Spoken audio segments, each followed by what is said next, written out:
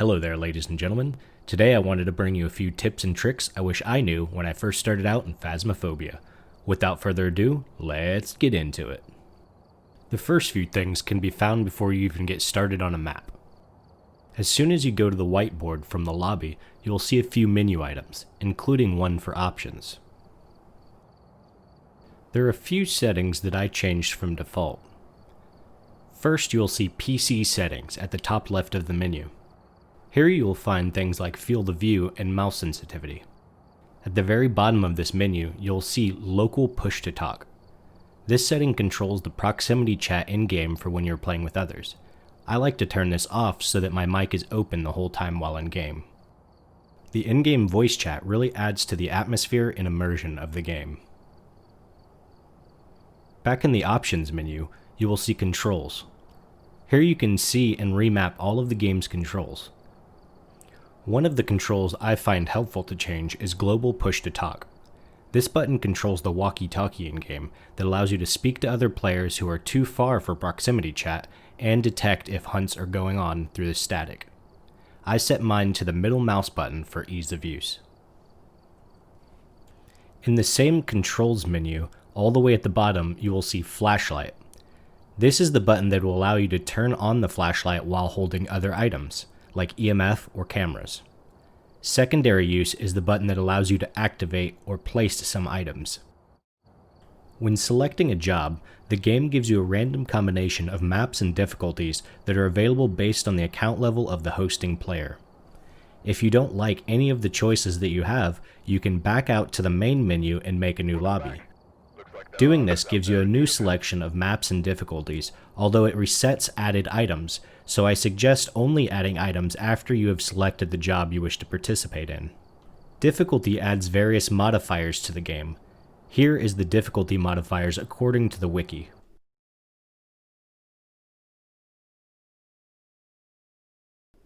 In the truck, there are 4 boards to the right of the whiteboard that display important information. One thing that took me an embarrassing amount of time to learn is the white square directly to the left of the map changes the floor of the building that you can see on the map. Changing floors can help you learn to navigate the map and find the breaker box before even entering the building. When adding items, there are 2 items I strongly recommend getting first as soon as you have a little money saved up. The thermometer for $30 and the strong flashlight for $50. Neither of these items are mandatory, however I find them to be very helpful. The thermometer, in my opinion, is one of the best items for sweeping and finding the ghost room, and the strong flashlight is more of a comfort item that gives you way more light than the regular flashlight. While on the subject of items, there are a few other little things that can help you or make the hunt easier. Sometimes when using the spirit box, it will seem to not be working. You can test it in the truck by turning it on and asking it one of the questions. If it is working, you will see the nothing detected message appear on the box. If you do not get this message and it just stays on the numbers, then it means that the box cannot hear you. When this happens, you can normally just Alt-Tab out of the game, re-enter the game, and it should be working. If it still doesn't work at that point, check your system settings for your computer and see that your default microphone is the one you're trying to use.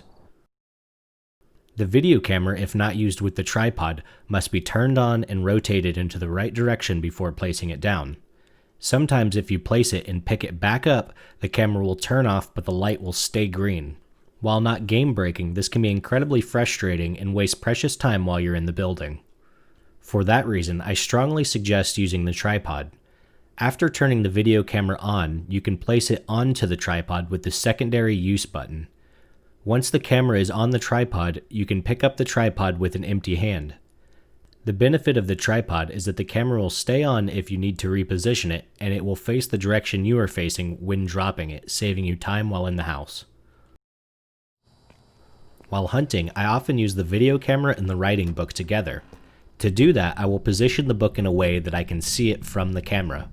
While you can sometimes see the book from the camera while placing it flat on the ground, there are a few methods you can use to see the book more easily. First, you can place the book against a wall or an environmental item so that you can see the silhouette vertical before placing it. This, however, is not a guaranteed method and can sometimes cause you to lose the book.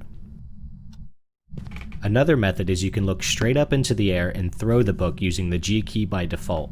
The book will land on its edge with its pages facing towards you.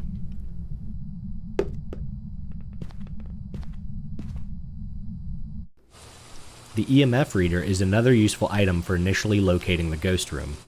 While normally you will use the EMF in the house, you can also use the activity board to help you determine if you will get the EMF 5 clue. When looking at the activity board, you may notice an increase or decrease of exactly 4. For example, 0 to 4, 4 to 8, or vice versa. If this jump is consistent and clean, you can often assume EMF 5 clue. I suggest using this only when you're running out of options and the other 2 clues support the possibility of EMF 5. The picture camera is often overlooked for anything other than the dirty water and photo of a ghost objective. However, there are several other things that can get you extra money during a hunt if you take a picture of them. In the journal, you can see all the pictures that you've taken during a hunt. If a picture has a title above it, that means that you will get extra money for taking that picture. If the title is grayed out, that means you already have a picture for that category. Note that fingerprints do not need to be visible with the UV light for the picture to register in the journal. This can sometimes come in handy to check for fingerprints if you don't have a UV. These are some of the objects which pictures can be taken of and recognized in the journal for photo evidence according to the wiki.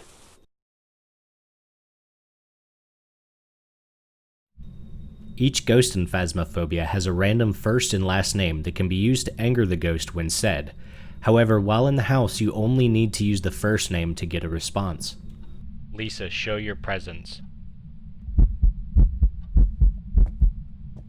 At the time of making this video, the ghosts do not seem to respond to or notice you talking during a hunt. However, I suspect this is a glitch because I have seen it work in previous versions of the game. And there you have it, just a few things that I wished I knew when I first started out in Phasmophobia.